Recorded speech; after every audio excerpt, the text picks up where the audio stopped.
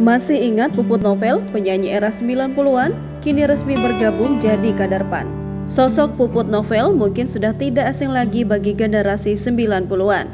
Karena sejak usia 3 tahun, Puput Novel mulai warawiri di industri hiburan tanah air. Dikutip dari Tribun Timur, Puput Novel memiliki nama lengkap Putri Zizi Novianti. Wanita yang sudah menginjak 48 tahun itu tercatat pernah mengeluarkan 28 album saat masih anak-anak dan 10 album ketika beranjak dewasa. Ternyata darah seni sudah mengalir dari orang tuanya. Dirinya sudah mulai terjun sebagai penyanyi sejak masih anak-anak di era 1970-an. Lalu wanita kelahiran Jakarta itu juga pernah menjadi presenter pada beberapa stasiun televisi. Tak hanya itu saja, Puput juga pernah menjadi perwakilan di ajang Asia Bagus di Singapura.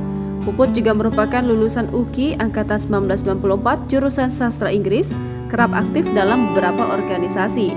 Puluhan tahun pun berlalu, Puput akhirnya memutuskan untuk vakum dari dunia yang sudah membesarkan namanya. Setelah sempat vakum, ternyata Puput memang belum bisa benar-benar meninggalkan dunia tarik suara.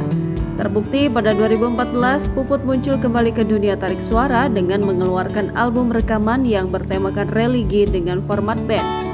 Kini Puput bersama sejumlah purnawirawan TNI hingga artis resmi bergabung menjadi kader PAN pada Selasa 6 Desember 2022 malam.